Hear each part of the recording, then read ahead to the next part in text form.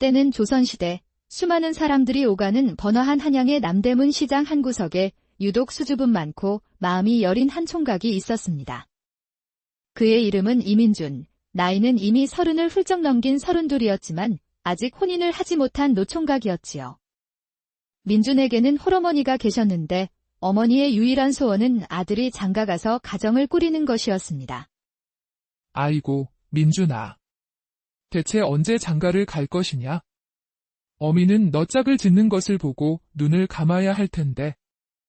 어머니는 매일같이 아들의 혼사를 재촉했지만 정작 민준은 여자 앞에만 서면 얼굴이 홍당무처럼 빨개지며 말 한마디 제대로 꺼내지 못하는 소심한 성격의 소유자였습니다.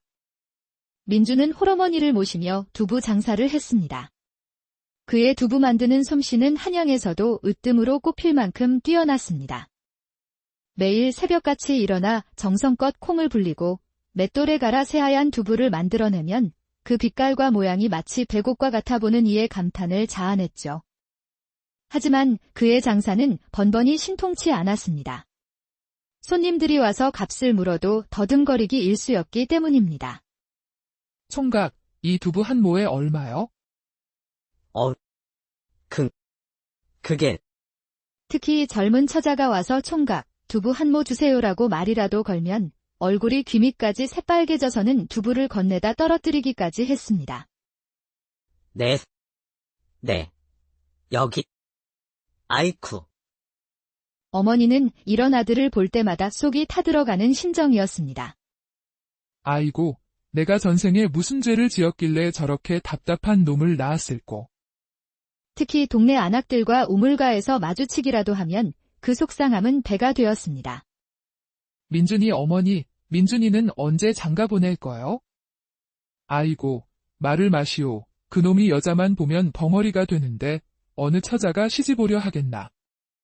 그의 또래들은 벌써 장가를 가서 아이를 둘셋씩 낳아 기르는데 민준만 홀로 어머니 치마폭에 쌓여있는 형편이었으니 어머니의 걱정은 밤낮으로 깊어만 갔습니다.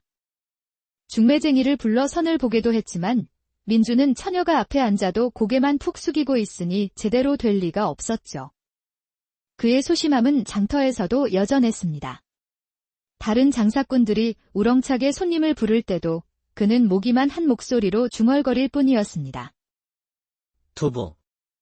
맛있는 두부. 그러니 손님들이 그의 좌판을 뒤늦게 발견하고는 혀를 차기 일쑤였습니다. 어휴, 참 답답한 총각이네. 민주는 매번 땅을 치며 후회했지만 막상 고운 처녀가 눈앞에 나타나면 똑같은 실수를 반복하니 그 꼴이야말로 가엾고 답답하기 짝이 없었습니다. 그러던 어느 화창한 봄날, 민준의 두부좌판 옆자리에 새로운 장사꾼이 나타났습니다. 바로 박서연이라는 이름의 젊은 과부였습니다.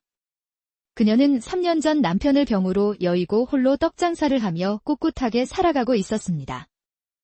서연은 과부라는 신세에도 전혀 기죽지 않고 오히려 당당하고 씩씩한 모습이었습니다.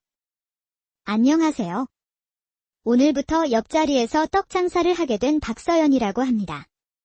잘 부탁드립니다. 그녀가 환하게 웃으며 인사를 건네자 민주는 깜짝 놀라 어쩔 줄 몰라 하며 고개만 푹 숙였습니다. 네. 저는. 서연이 가져온 떡은 모양도 색도 고와 무척이나 먹음직스러워 보였습니다. 백설기, 쑥떡, 콩떡, 심지어는 꽃을 얹은 화전까지 보는 것만으로도 군침이 돌았죠. 더욱 놀라운 것은 서연의 장사 솜씨였습니다. 그녀는 낭낭한 목소리로 손님들을 맞이하며 활기차게 떡을 팔았습니다. 어서 오세요. 오늘 아침에 간 만든 따끈한 떡입니다. 맛보시고 가세요. 손님들과 스스럼 없이 농담을 주고받고 특히 남자 손님들과 흥정하는 모습은 민준에게 큰 충격이자 부러움의 대상이었습니다. 나는 떡은 별로 안 좋아하는데. 어머, 총각. 그러지 마시고 한번 드셔보세요. 저희 떡은 사내들이 먹으면 힘이 펄펄 난답니다. 제 죽은 남편도 이 떡을 먹고 장사에 나갔지요. 서연이 너스레를 떨며 웃자 남자 손님들도 기분 좋게 지갑을 열어 떡을 사갔습니다. 민주는 어떻게 저리 당당할 수 있을까 하고 속으로 감탄하면서도 서연의 진짜 장점은 다른 곳에 있다는 것을 깨달았습니다. 바로 다른 사람을 배려하는 따뜻한 마음씨였죠. 그녀는 민준이 손님 앞에서 쩔쩔매고 있으면 슬쩍 다가와 도와주곤 했습니다. 손님, 옆집 두부 정말 맛있어요. 제가 어제 사 먹어봤는데 어찌나 부드럽고 고소한지 몰라요? 그러면 손님들은 그래? 그럼 두부도 한 모 사볼까? 하며 민준의 앞으로 다가왔습니다. 감사합니다. 뭐려. 이웃끼리 서로 돕고 살아야지요. 서연의 떡 장사는 날이 갈수록 번창하여 아침에 가져온 떡이 오후가 되기도 전에 동이 날 정도였습니다. 하지만 그녀는 자만하지 않고 장사가 끝나면 주변을 깨끗이 치우고 다른 장사꾼들에게도 다정하게 인사를 건넸습니다. 민주는 그런 서연의 모습을 보며 그녀가 정말 대단한 사람이라고 생각했습니다. 새벽부터 밤까지 모든 것을 혼자 해내면서도 항상 밝고 활기찬 그녀의 모습은 민준에게 경이로운 그 자체였습니다. 저런 여인이 세상에 있다니. 민준은 깊이 감탄하면서도 나 같은 소심한 사내와는 너무 다른 세상 사람이구나 하며 스스로를 위축시켰습니다. 매일 옆자리에서 장사를 하다 보니 두 사람은 자연스럽게 인사를 나누게 되었습니다. 민준 씨, 안녕하세요. 네, 안녕하세요. 처음에는 어색하기 짝이 없었습니다. 민주는 서연이 과부라는 사실이 부담스러웠고 당시 시대상 과부와 총각이 가까이 지내는 것을 곱지 않게 보는 시선 때문에 일부러 거리를 두려 했습니다. 하지만 서연은 그런 것에 전혀 개의치 않는 듯 했습니다. 민준 씨, 오늘 두부가 유난히 하얗고 예쁘네요. 어떻게 이렇게 만드시는지 비법이라도 있으세요? 서연이 스스럼없이 관심을 보이자 민주는 얼굴이 빨개지면서도 조금씩 말문이 트이기 시작했습니다. 그게 콩을 하루 종일 불려야 하고 맷돌로 갈 때도 너무 빠르면 안 됩니다. 두부 이야기를 할 때만큼은 민준도 조금씩 말을 하게 되었고 서연의 칭찬에 조금씩 자신감을 얻어갔습니다. 그렇게 서로의 일에 대해 이야기하며 두 사람은 조금씩 가까워졌습니다. 민주는 서연의 당당하고 따뜻한 마음에 점점 호감을 느끼기 시작했습니다. 하지만 그는 여전히 조심스러웠고 혹시나 사람들이 자신과 서연의 관계를 이상하게 볼까봐 걱정했습니다. 며칠이 지나면서 민주는 아침마다 서연을 기다리게 되었습니다. 장터에 나와 그녀가 나타나면 왠지 모르게 기분이 좋아지고 안도하는 자신을 발견하고는 깜짝 놀라기도 했습니다.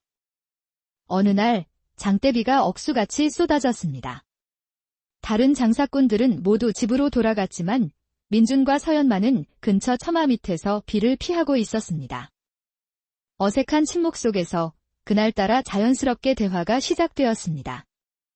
비가 정말 많이 오네요. 이러다간 오늘 장사는 다 글렀어요. 그러게요. 그래도 농사에는 좋은 비일 겁니다. 평범한 대화였지만 민준에게는 생전 처음으로 여자와 나누는 긴 대화였습니다. 그날 서연은 자신의 이야기를 털어놓았습니다. 남편이 병으로 돌아가고 혼자 살고 있어요. 외롭긴 하지만 할 일이 많아서 그런 생각할 겨를도 없네요. 그날 이후 두 사람은 한결 자연스럽게 서로를 대하게 되었습니다. 서로의 무거운 짐을 들어주고 장사를 도우며 둘의 사이는 더욱 가까워졌습니다. 특히 서연은 민준의 장사 솜씨를 안타까워하며 그에게 장사 요령을 알려주기 시작했습니다. 민준 씨, 너무 착하기만 해서는 안 돼요. 장사는 어느 정도 당당해야 한답니다. 손님이 깎아달라고 하면 이미 충분히 싼 값입니다라고 말해보세요. 민준이 서연이 시키는 대로 해보니 놀랍게도 손님들이 순순히 제값을 치르고 두부를 사가는 것이었습니다. 정말 이렇게만 말하면 되는 겁니까? 그럼요. 연습이에요, 연습. 민준 씨도 조금만 연습하면 금방 늘 거예요. 서연의 격려에 민준은 용기를 얻었고 며칠 후에는 손님과 제대로 흥정을 하는 놀라운 발전을 보였습니다. 생전 처음으로 제값을 받고 두부를 판 기쁨에 그는 집에 돌아가 어머니에게 자랑까지 했습니다. 어머니, 오늘 제가 손님한테 당당하게 말해서 제 값을 다 받았습니다. 오, 정말이냐? 우리 아들이 장하다. 그날부터 민주는 서연에게 더욱 고마움을 느끼게 되었고 두 사람은 서로의 장사를 도우며 손발이 척척 맞는 동료가 되었습니다. 하지만 민준이 집에서 자꾸 서연의 이야기를 꺼내자 어머니가 눈치를 채기 시작했습니다. 민준아, 너 요즘 그 떡 파는 과부 이야기를 자주 하는구나. 혹시 아닙니다. 그냥 옆자리라서. 그분이 참 좋은 분이라서요. 아들의 대답에 어머니의 얼굴이 굳어졌습니다. 과부는 절대 안 된다. 산에 잡아먹은 팔자인데 재수없는 소리 말아라. 어머니의 격렬한 반대에 민주는 당황했습니다. 평생 어머니의 말에 순종하기만 했던 그가 생전 처음으로 목소리를 높였습니다. 어머니, 그렇게 말씀하시면 안 됩니다. 서연 씨는 정말 좋은 사람입니다. 아들이 과부 편을 들자 어머니는 기가 막혀 눈물을 흘리기 시작했습니다. 아이고, 내 팔자야.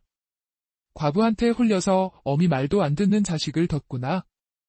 민주는 어머니의 눈물을 보며 마음이 찢어질 듯 아팠지만 물러서지 않았습니다.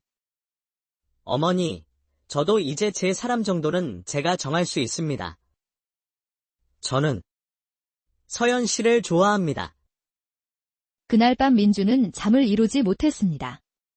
어머니를 실망시키고 싶지도 서연을 포기하고 싶지도 않았기 때문입니다. 한편 민준과 서연이 가까워진다는 소문은 남대문 시장 전체에 빠르게 퍼져나갔습니다. 사람들의 반응은 둘로 나뉘었습니다. 한쪽에서는 순진한 총각이 과부의 꾀에 넘어갔다며 부정적인 시선을 보냈습니다. 아이고, 그 순진한 민준이가 과부한테 홀렸구나. 과부들은 원래 총각 꼬시는 재주가 있다더니. 다른 한쪽에서는 서로 잘 어울린다며 긍정적인 반응을 보였습니다. 둘 다 착한 사람들인데 뭐가 문제야.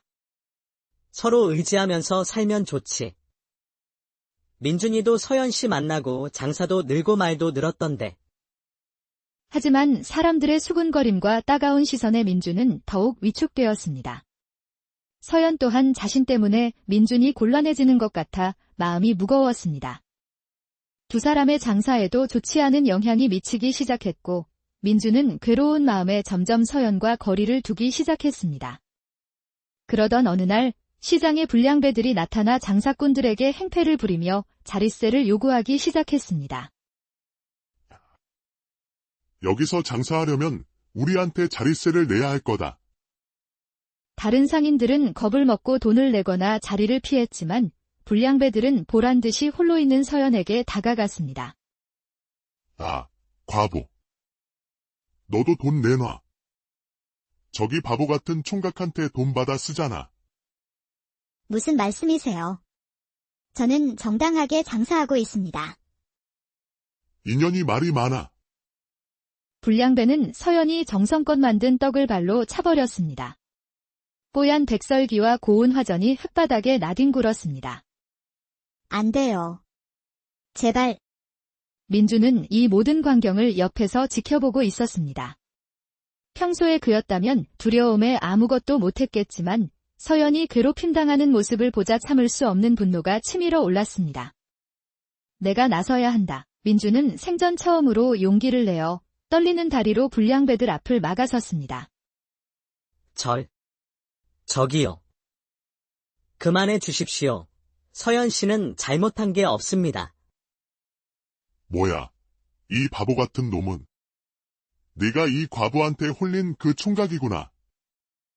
민주는 물러서지 않고 모든 사람이 들을 수 있도록 큰 소리로 외쳤습니다. 홀린 게 아닙니다. 저는 서연 씨를 좋아합니다.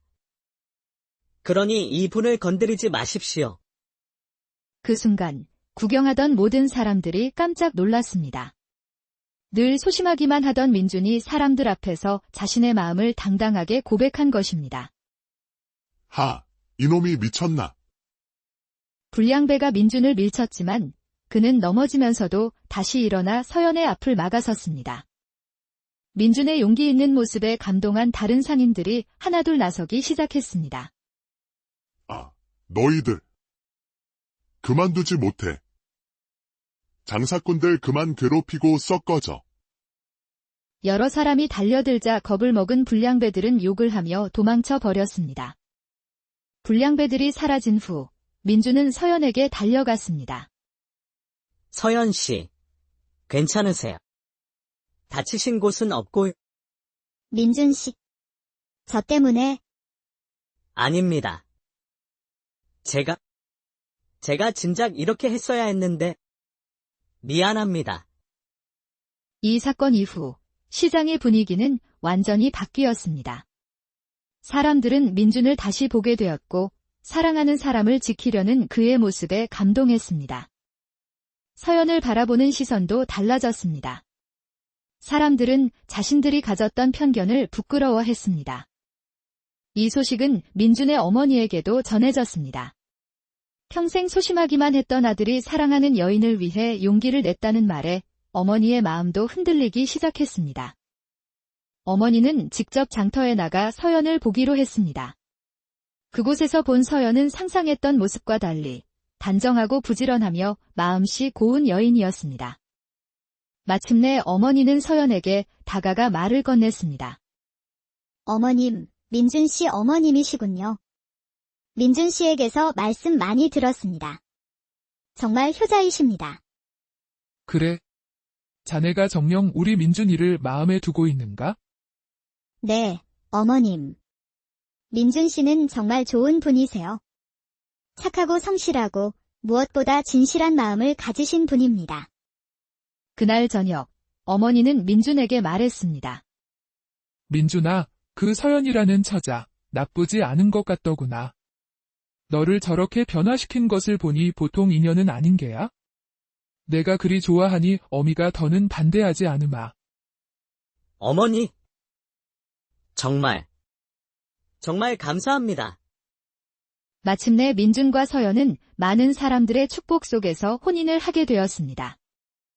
혼인 후 두 사람은 힘을 합쳐 두부떡이라는 새로운 음식을 개발했고 이는 큰 인기를 끌어 두부떡집은 남대문 시장에서 가장 유명한 가게가 되었습니다. 민준은 이제 소심한 총각이 아닌 자신감 넘치고 듬직한 남편이자 가장이 되었습니다. 결국 진실한 사랑은 모든 편견과 장벽을 뛰어넘었습니다. 소심했던 총각은 사랑하는 사람을 만나 용기를 얻었고 외로웠던 과부는 든든한 동반자를 만나 행복한 아내가 되었습니다. 사랑의 힘이 한 사람의 인생을 얼마나 위대하게 바꿀 수 있는지 보여주는 아름다운